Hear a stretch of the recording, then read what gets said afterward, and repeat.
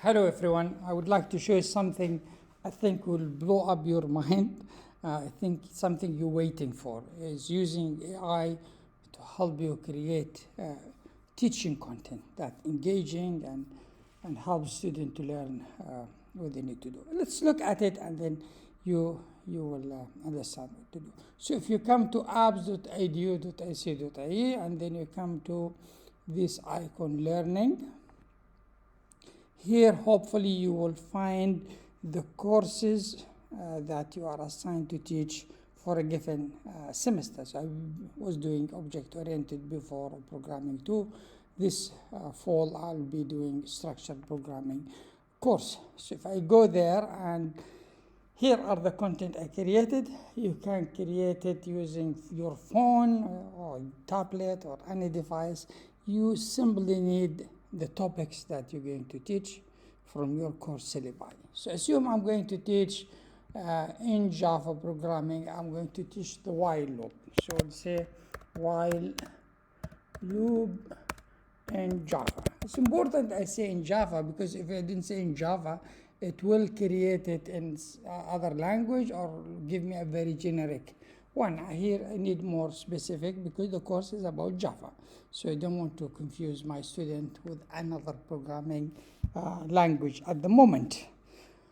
So what it will generate? It will generate for me some suggestions on how I can engage the student. I need to apologize, maybe I'll be coughing during this video. I'm sorry for that. I have some maybe allergy or some with that. Anyway, so it will create some discussion or ideas for me to engage the student in my course in this topic. Then it will create content for the student to read and follow.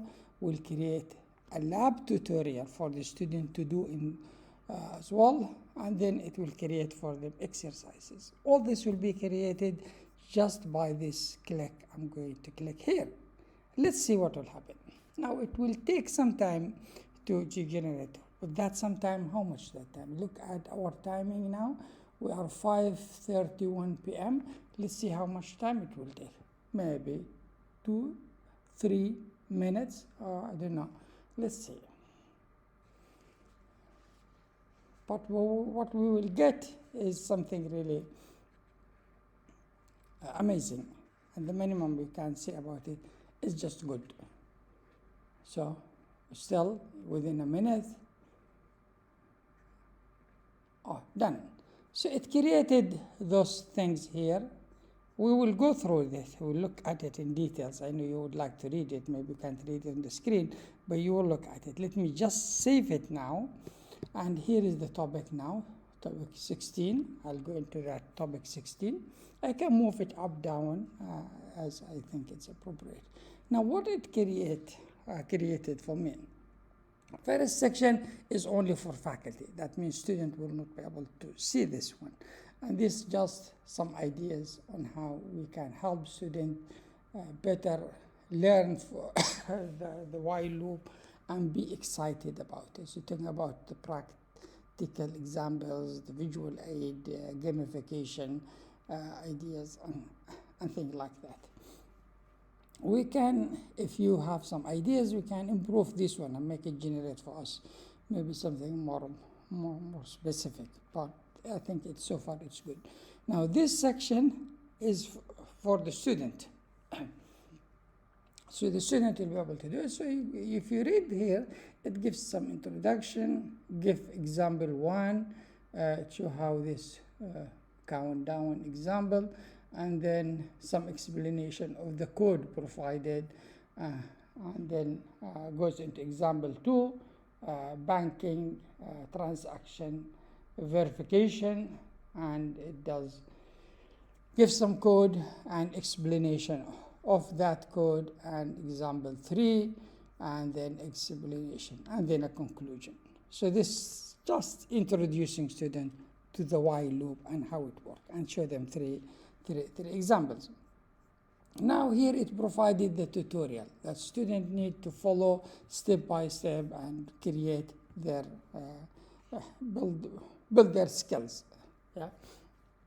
So here is the objective of it, is to understand the syntax, and so on, okay?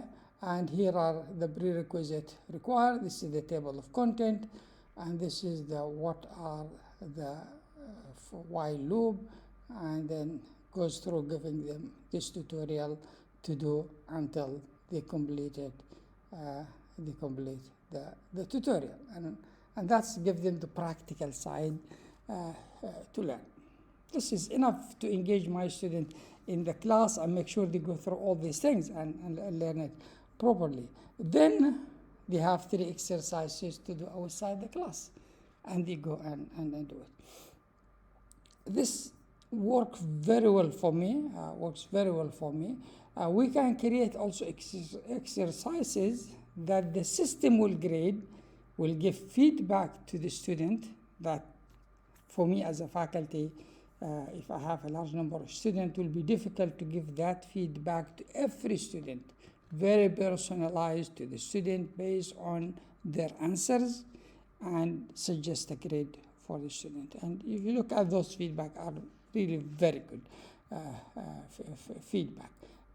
That's one thing. We have also a quiz that you can post to the student, and we have a lead table that shows who scored the highest, the second, and things like that. So engage the student into these activities. Now someone will say, sorry, this will work very well for programming, maybe. Does it work for others? Let's test that one. Let's look at something outside programming. And here, what I need from you as a feedback, if you give me or you use it for your course, and then you find it needs some tweaking here or there, we can tweak it, and we'll make it do very well. Let's look at creating a budget. Yeah, let's see. Does it help with the lesson on that? So let's see what it will do. I think it will do something good. We can look at, for example, teaching time management, or teaching leadership, or teaching mathematics, solving mathematical equations, and all this. I tested many of it, and I noticed it does really do a good job on that one. Now, good thing, you have control on this generated content. Once it generated, you can edit it, change it, add a video. So it created for us now some ideas to engage students, but also created a lesson for the student about budgeting. And then again, I can add a video here. If I click here, I can link a video to it, link an image to it. If I have an image, I can format the text, do whatever. Here is a tutorial for the student on creating a budget, and these are the exercises. So let's look at it in the bigger page, so we can see maybe a better look at it. Now, leave the first part. This is the section student creating a budget. So it talks about how budget is important in terms of financial and fundamental skills and stuff like that. And then start understanding the importance of budget, and then how you look at the income and expenses, tracking expenses, and those key components in budgeting. And then here is a tutorial which will take the student through exercise of creating a budget, and these are some exercises on tracking budgets, setting financial goals, and creating a budget template. Okay, let's look at something maybe in leadership, type of leadership, and you can try all those type of examples. A good thing, I can mix many things in the same course. If I want my student to understand budgeting, for example, and then create a software to help digitize the budget, so I can introduce them to budget, how it's done, and why important, and what the component of it, and the process of doing it, and stuff like that. And then I give them another exercise to use Java programming to digitize a budget. So they link the two together very, very nicely. So this one about leaderships, again, which I would imagine the lab tutorial in leadership will be something interesting to look at it. But these are the type of leadership, describing them and giving examples of who are the people who in that area in that category. And then this is a tutorial. It's a more reflection of self thing, I think. You can read it. And these are exercises on leadership. So first one, identifying leadership styles, and these are divide the participants into small groups. They're very engaging, nice things, and get them to do that. Case study on that one, and then role-playing simulation. It's really amazing to get students engaged into leadership. Of course, you can edit this one. You click here, you edit it, you add a video, you add an image or slide, you link it to other page. Now, if you want to take this one to your Blackboard, you just simply need this URL. Copy it and go to Blackboard and add it there. So you can create all these lessons here, link it in Blackboard, and the student will be able to do that one. If you create some exercises here for the student, the system will be able to grade the student and give them feedback. Let me show you some examples of my last semester course of how the system graded the student. Look at this one. Let's look at some of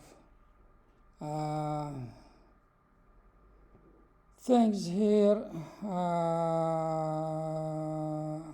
Abstract and interface classes, maybe, or the many of them. If you come here and look at this here, exercises grading, you will see those students who did the work and what grade they received. And look at one of the student. This was the questions to him. Consider the following abstract class, and then then there's a question. He gave those answers here. So the system gave him only 50 out of 100 and explained to him why that was received, because it doesn't provide the complete implementation of the car class that the question is asking for. And this is the implementation.